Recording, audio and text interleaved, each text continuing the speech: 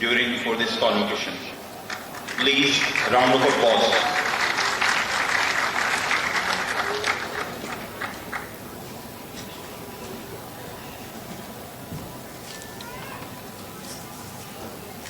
نحمده ونصلي على رسوله الكريم اما بعد فاعوذ بالله من الشیطان الرجیم بسم اللہ الرحمن الرحیم.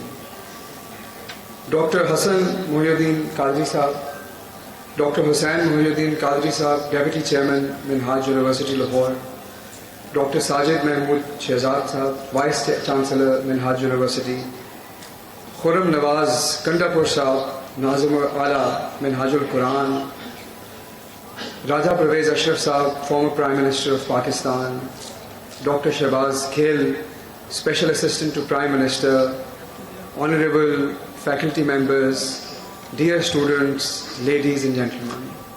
It is an absolute honor and pleasure to be here today and to attend the convocation 2021 of Minhaj University, Lahore, and also to have the opportunity to be able to speak to you on this very important day, a day that you will remember throughout your lives.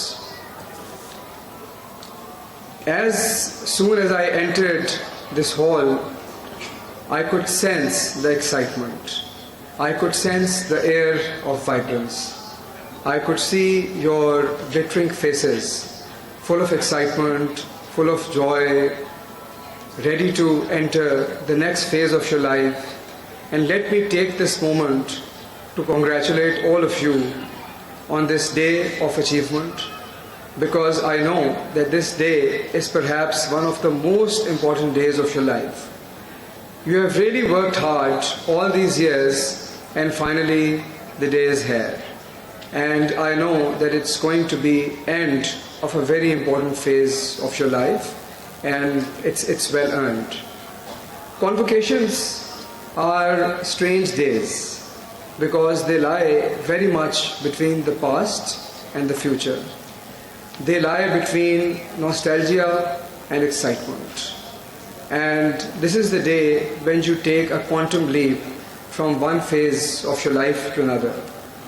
I remember the day of my convocation when I did my undergraduate.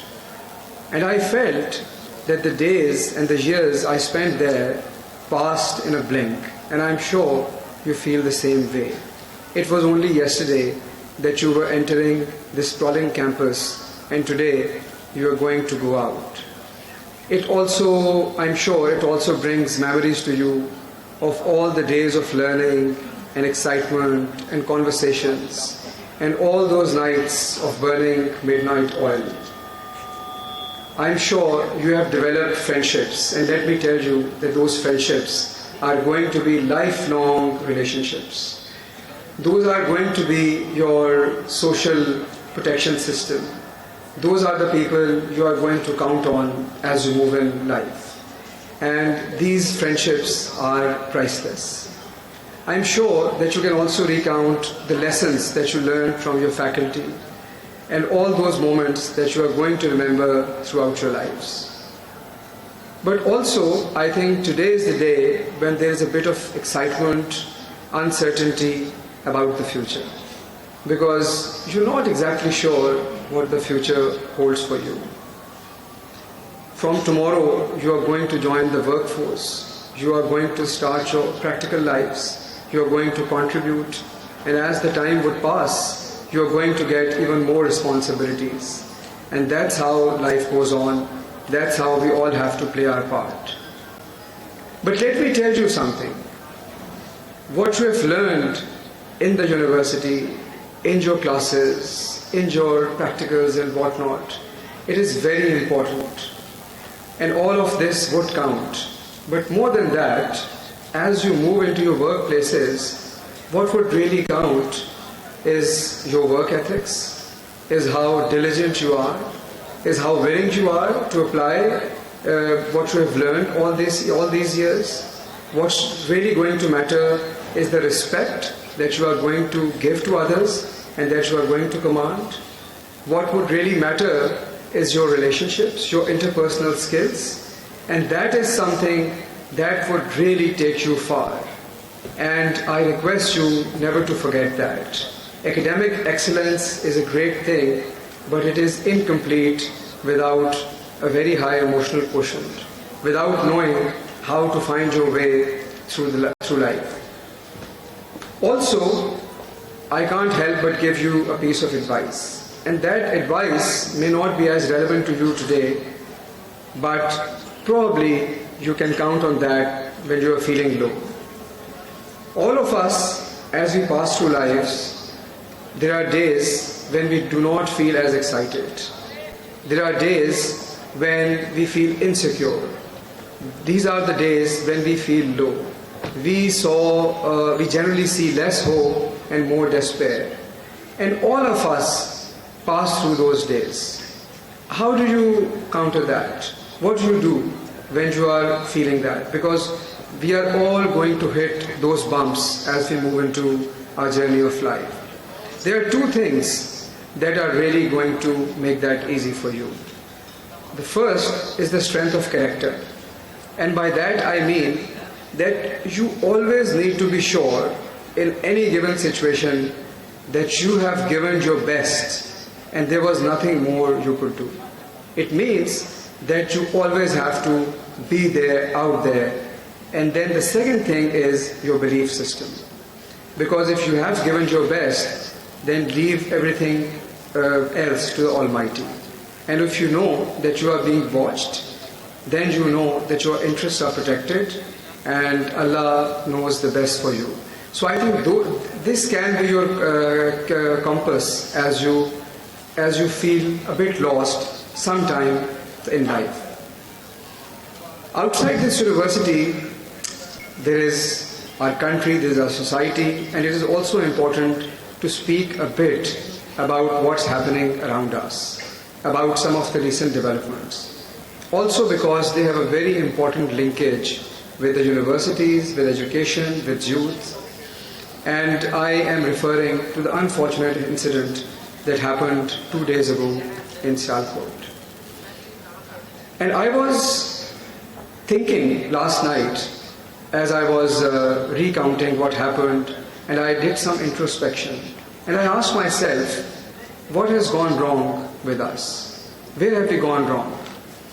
And what can we do right to make this country a better place?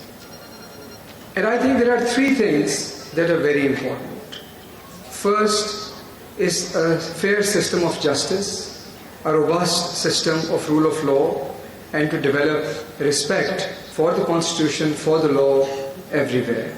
And I think that is critical to ensure and enforce the writ of the state, and also to create deterrence for those who want to step beyond certain boundaries. I think that's very important. Also, if you look at Pakistan, our population growth rate is very, very high. And for that reason, we have a youth bulge. And by youth bulge, I mean that more than 60% of our population is youth. So the future of this country really is in the hands of the youth. And we need to find ways for youth engagement. We need to create opportunities for them to be productively engaged in so that they do not go astray. And I think that's critical. Most importantly, I think there is another thing, another problem, another elephant in the room that we need to speak about. Every society has fault lines. We also have our own ideological fault lines.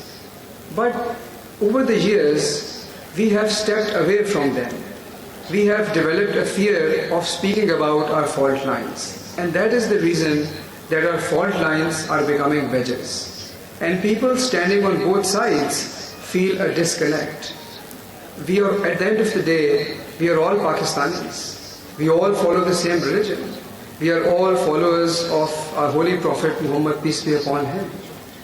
So we need to work on those wedges, on those fault lines. Because otherwise, those wedges can get wider, and that, I think, is a threat to national solidarity. These things are important because educational institutions and universities lie at the very bottom of all these three issues. These are the places where we need to learn to respect the law, where we are taught what happens to societies where rule of law gets compromised. And I think that's a very important lesson that we have to impart and we have to carry forward. The second is youth engagement. Education is the only answer to productively engage our youth. Universities are a big part of it, but whether it is vocational training, technical training, schools, colleges, these are the places where we train our youth and make them a productive part of our society. But most importantly, universities are the place where we need to have a discourse, where we need to have a debate, where we need to develop our thinking on some of the more ideologically important issues. Because this is where the debate should start, this is where the foundation of the bridges need to be built, which we have to construct. And I think universities are very important. At the end, I would only request you, as you move into your life, to carry these messages, be the torch bearers of a productive society, of pluralism, of national solidarity. If you are teaching somewhere, then teach these values to your students. If you can profess these values, then profess those. But most importantly, please, as you always move ahead in life, learn to agree to disagree. Encourage different points of view. Encourage diversity. Encourage pluralism. And most importantly, as you move into the private sector, never forget to create a bridge with academia, because if academia and private sector partners, then I'm sure our economy would know no bounds. Thank you.